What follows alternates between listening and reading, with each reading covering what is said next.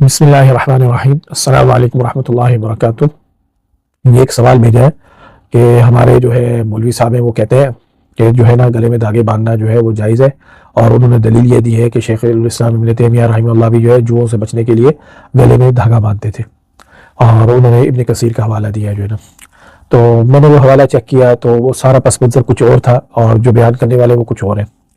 ٹھیک ہے۔ اور جو ہے اب ہم اس واقعے کو بیان کرنے سے پہلے یہ بتانا چاہتے ہیں کہ دیکھیں سنی سنائی بات پہ آپ کبھی یقین نہ کریں، اور اگر کبھی کسی چیز کا آپ حوالہ ملتا ہے تو اردو کی جگہ آپ عربی کتابوں کو دیکھا کریں۔ الحمدللہ میں عربی کتابوں کو دیکھ کے ان سے جو ہے وہ جواب دیتا ہوں۔ تو میں نے اصل کتاب دیکھی البدایہ والنہایہ، حافظ ابن کثیر رحمہ اللہ کی، جو ہے جو شیخ الاسلام ابن تیمیہ رحمہ اللہ کے شاگرد تھے، انہوں نے جو ہے وفات کے وقت کے جو ہے واقعات ذکر کیا۔ وہاں پہ جو ہے آدھی لائن کے اندر انہوں نے ذکر کیا کہ جو ہے شیخ الاسلام ابن تیمیہ رحمہ اللہ کی جو ٹوپی ہے تاقیہ، اور اسی طرح جو ہے وہ جو گلے میں دھاگا انہوں نے باندھا ہوا تھا جوؤں وغیرہ سے بچنے کے لیے جو ہے، تو وہ 150 درہم کا جو ہے فروخت ہوا جو ہے نا۔ تو پہلی بات تو یہ ہے کہ دیکھیں کوئی بھی جو ہے بزرگ بڑا جو ہے اس دنیا سے جاتا ہے تو اس کی جو یادگار چیز ہوتی ہے وہ ہر کوئی رکھنا چاہتا ہے کہ یہ ہمارے پاس چلو نشانی کے طور پہ ہو، تو ایک یادگار کے طور پہ جو ہے وہ سامان ان کا جب فروخت ہوا تو کسی نے خرید لیا، ٹھیک ہے۔ تو اس پہ کوئی وہ بڑی بات نہیں ہے کہ کوئی جو ہے نا، اور دوسری بات یہ ہے کہ پوری کتاب میں کہیں نہیں ہے، بلکہ کہیں پہ بھی یہ نہیں لکھا ہوا کہ اس کے اوپر دب کیا گیا تھا۔ دیکھیں دب کا تو ذکر ہی کہیں نہیں ملتا کہ وہ دب والا دھاگا تھا۔ اور تیسری بات یہ ہے کہ دیکھیں سر کو محفوظ کرنے کے لیے جب ٹوپی پہنتے ہیں، ان کے بال کس طرح تھے، ٹوپی کی نوعیت کیا تھی، اسے باندھنے کے لیے گردن میں کوئی دھاگا باندھنا پڑتا ہو، تو ایسا کوئی مسئلہ تھا تو جو ہے ہم جو ہے بس آدھے لفظ سے پڑھ کے اور وہ اس سے استدلال کر کے اور ہم آگے جو ہے ایسی باتیں کو استدلال کرنا شروع کرتے تھے جو بالکل حقیقت میں بھی نہ ہو، ٹھیک ہے۔ تو ایسی چیز کی بات نہیں کرنی چاہیے جس کو ہم ثابت نہ کر سکتے ہو۔ کیا آپ نے شیخ الاسلام ابن تیمیہ رحمہ اللہ کی کسی کتاب میں کسی نے دیکھا ہے کہ وہ ان چیزوں کو جائز سمجھتے ہو؟ کوئی آپ ان کا موقف لے آئے، ٹھیک ہے، کہیں پہ بھی نہیں ملتا، نہ ہی کسی نے ان کی زندگی کے اندر، ٹھیک ہے، یہ چیزیں دیکھی نہ کچھ کیا جو ہے نا۔ جس ان کے وفات کے بعد یہ سارا جو ہے کسی نے ان کی وفات کا تذکرہ کرتے ہوئے، ٹھیک ہے، اور وفات کے بعد کے جو واقعہ ہے اس کے اندر یہ ذکر آیا کہ ان کی چیزیں یہ اس طرح فروخت ہوئی جو ہے نا۔ تو اور وہ بھی جو ہے یعنی کنفرم روایت نہیں ہے، ٹھیک ہے، اس میں بھی راوی وغیرہ کا مسئلہ ہے، وہ سارا کچھ ہے جو ہے نا، لیکن اس کے باوجود ہم سمجھتے ہیں کہ چلو اس کو ہم صحیح بھی مان لیتے ہیں، تو اس کے اندر یہ چیزیں بالکل بھی نہیں آتی جو ہے نا جس کو ہم استدلال کرنا چاہ رہے ہیں، ٹھیک ہے۔ یہ چیز بالکل غلط ہے، اور یہ ان کے اوپر الزام ہے۔ اچھا خود عقل میں بھی بات نہیں آتی نا کہ آپ جو ہے بچنا چاہتے ہیں اور گلے میں دھاگا باندھ لیں، ٹھیک ہے۔ یہ تو ایسا ہی ہے کہ انسان کہے کہ میں جو ہے نا کسی بیماری سے بچنا چاہتا ہوں، اور یہ بیماری کیا مطلب بیماری کیا وائرس ہے، آج کل تو وائرس ہے نا، وائرسوں کا دور چل رہا ہے، تو وائرس سے بچنے کے لیے گلے میں کوئی دھاگا باندھ لیں، اور آپ کہیں کہ جس آج کل اسموک چل رہی ہے، اسموک سے بچنے کے لیے آپ بولے میں گلے میں دھاگا باندھ لوں اور میں باہر نکل جاتا ہوں مجھے کچھ نہیں ہوگا،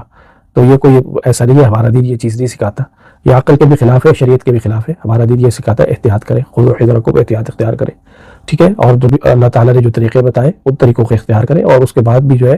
اگر کوئی ایسا معاملہ ہو تو احتیاط اختیار کریں۔ باقی یہ جو لوگ استدلال کرتے ہیں ان لوگوں کو مسئلہ کیا ہے؟ مسئلہ اصل یہ ہے کہ یہ لوگ جتنے بھی غیر شرعی کام کرنے والے لوگ ہیں، ان لوگوں کو یہ ہوتا ہے کہ ہم کسی طرح بس جو ہے شبہات کو لیں، ان لوگوں کا ذہن خراب کریں اور ہم یہ دب والے طریقے نکالیں۔ اب یہ دھاگوں میں جو سب سے بڑا مسئلہ ہے وہ یہ بڑا مسئلہ یہ ہے کہ آپ کو پتہ ہی نہیں ہوتا کہ ان کے اوپر پڑھا کیا گیا ہے، دھاگوں کے اوپر، یہ سب سے بڑا ایشو ہے، ٹھیک ہے۔ اگر آپ یہ کہتے ہیں نا کہ بھائی یہ دھاگے پہننا ہے، ہم نے قرآن پڑھا گیا ہے، تو آپ کو پہلے یہ تو پتا ہو کہ پڑھا کیا گیا ہے۔ اونچی آواز سے اگلے نے آپ کے سامنے پڑھا ہی نہیں ہے، آپ کو پتہ ہی نہیں ہے اس نے کیا پڑھا ہے، کیا کیا ہے اس کے اوپر جو ہے نا۔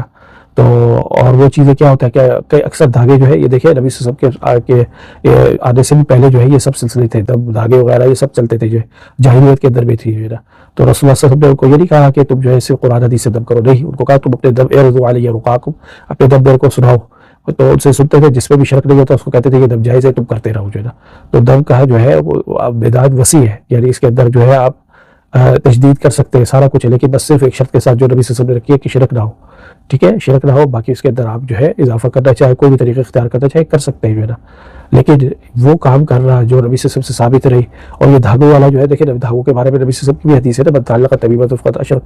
کہ جس نے جو ہے دھاگا باندھا تو اس نے جو ہے شرک کیا، یعنی دھاگے پہ توکل کیا، دھاگے پہ یقین رکھا کہ میں یہ دھاگا باندھوں گا تو میرے کو جو ہے بیماری نہیں لگے گی، اگر کہ میں نے دھاگا اتار دیا تو میں بیمار ہو جاؤں گا، یعنی آپ کو اللہ پہ بھروسہ نہیں ہے، دھاگے کے اوپر بھروسہ ہے، دھاگے کے اوپر اعتبار کیا ہوا ہے آپ نے،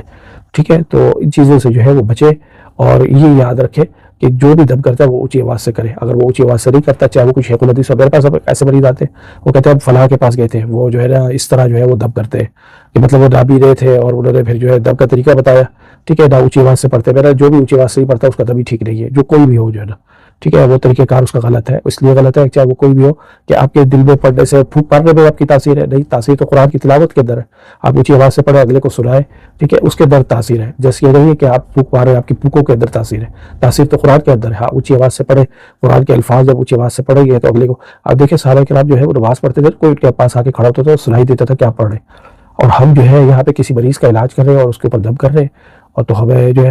اس کو پتہ ہی نہیں کہ کیا پڑھا جا رہا ہے کیا نہیں پڑھا جا رہا جو ہے نا. اور اس کا دماغ کدھر اور لگا ہوا ہے، آپ کا دماغ کہیں اور لگا ہوا ہے، اور آپ دل میں جو بھی پڑھ رہے 2 3 4 منٹ بعد بس پھونک مار دی. یار یہ فارمیلٹیاں پوری کرنے والی بات ہے جو ہے نا.